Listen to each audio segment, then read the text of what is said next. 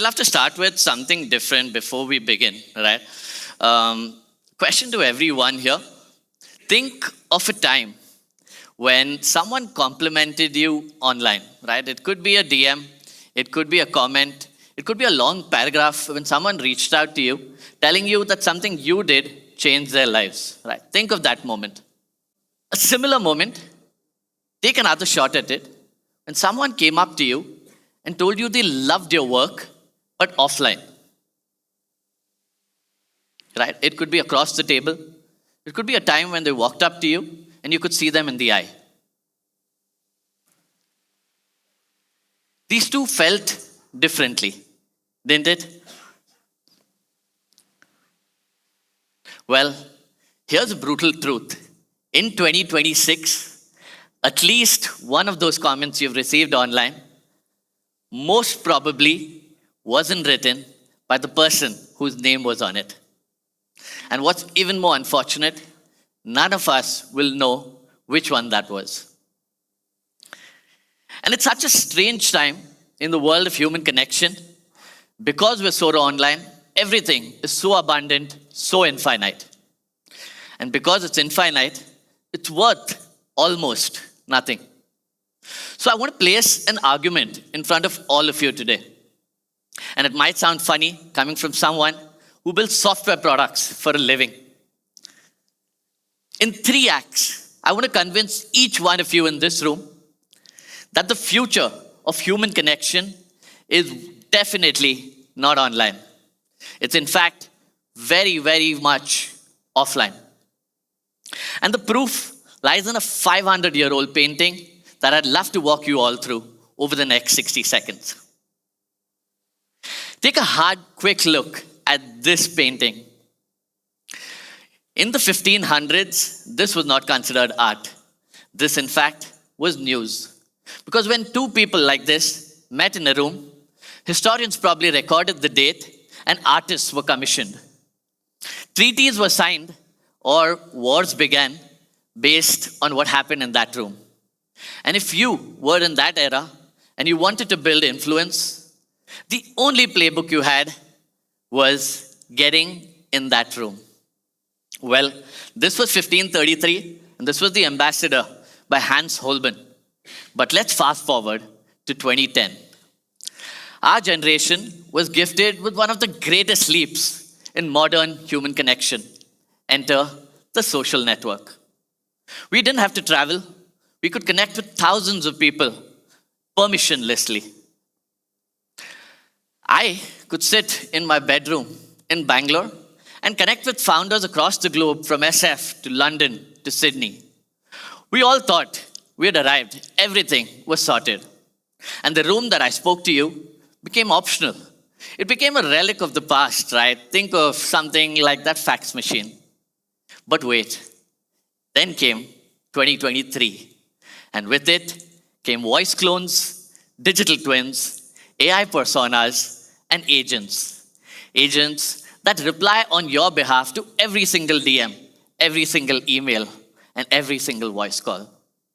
And the best part, the person on whose behalf they've been responding probably doesn't even know that the conversation is happening. And I'll tell you a nice little anecdote. While I was putting together this deck, I was thinking what background should go on this slide. And I took a little bit of a break and scrolled through my LinkedIn, came across a post with almost 3,000 likes and 600 comments. And I got intrigued. I was like, let's see what this is all about and see the discussions there. Unfortunately, all of it was homogeneous thank yous.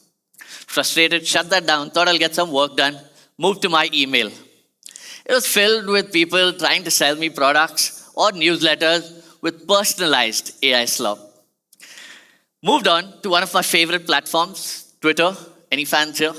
Anyone active on a platform that you'd call X now? Well, I love what Elon Musk and Nikita Beer are doing. They've made the platform a great place to connect with other people. But unfortunately, by their own admission, they haven't been able to cut down the AI, DMs, and bots that you end up getting all the time. And I wouldn't even go to Instagram because I think the CEO came out early this year and said most of the reels that you guys are doom scrolling through, all of them are either helped out by AI or entirely generated today by AI. And reports say that almost 70% of content today on Instagram is AI enabled. So it might feel synthetically that you're surrounded by so many people in that room, but unfortunately on that day, I felt that the room was empty. And as I sat with that realization, I felt that the painting that I showed you in the 1500s and that dinner that you probably had with a friend last Tuesday, they both today carry almost the same weight. And you'd wonder why. Well, in 2026, getting two people in that same room is probably one of the highest bandwidth, highest trust activities that you can possibly do. We all feel that the world has moved forward, but in my humble opinion, I think we've looped right back. And with that, I come to Act 2. And in Act 2, I'd love to play a small little game with everyone here in this room. I'll shout out a word, and I'd love for you guys to tell me whether you think this is infinite or scarce. Yeah? Let's go. So the first word for all of you to think about, do you think content today is infinite or scarce? Infinite? Easy one to start with? Okay, perfect. It is in fact infinite. Slightly harder. Do you guys think knowledge is infinite or finite?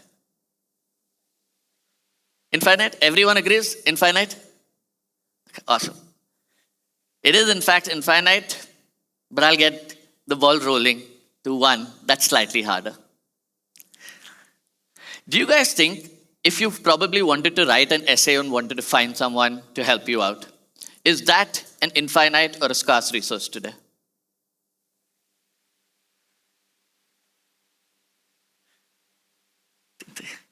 That was my hint, by the way. If anyone wanted a hint here, it was exactly ChatGPT.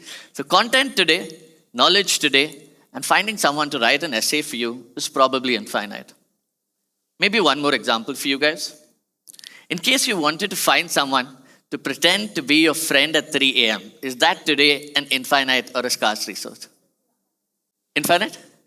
Okay, I think this room, everyone knows about AI companions, so this wasn't hard as well. But in fact, I feel it is not hard to find someone to talk to you so beautifully, so nicely at 3 a.m. today, right? But I'll also give you some examples on the other side, what I think is really hard to find. A firm handshake, a dinner date that you walked away with a nice little smile. And lastly, getting 20 of your friends in that living room of yours for a Saturday brunch.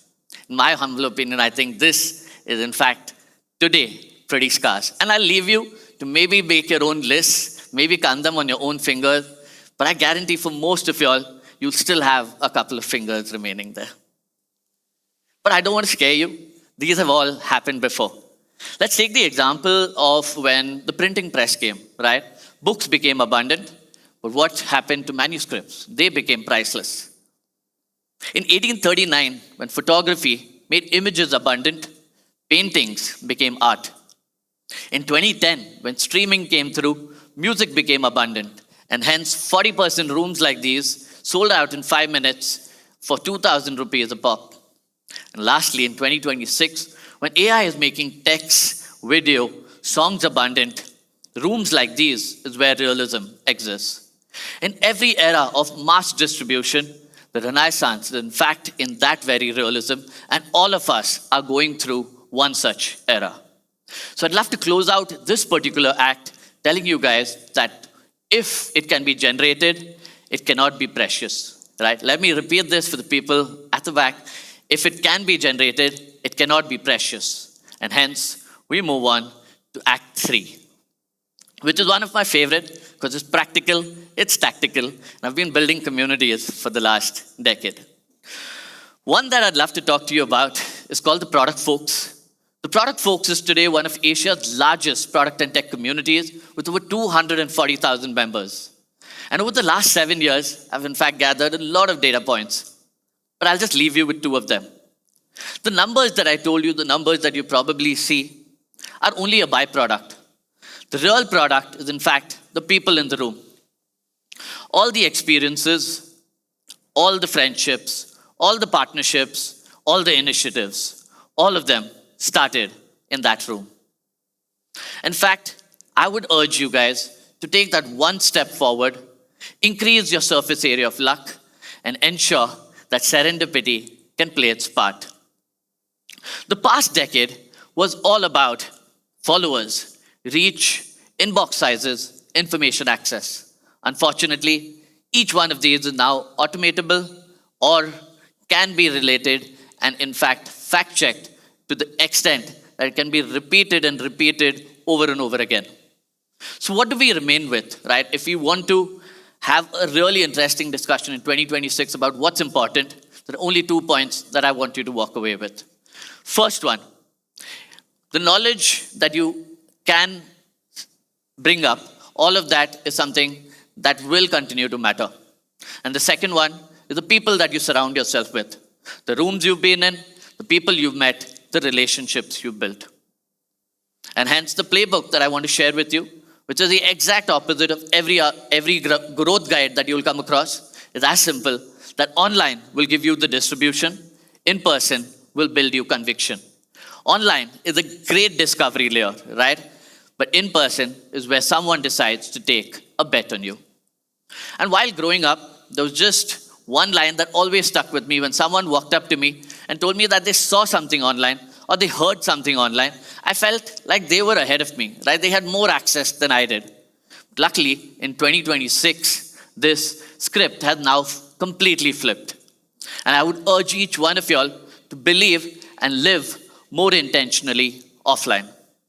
So this weekend, as part of my closing, there's one simple activity that I'd love to give each one of you.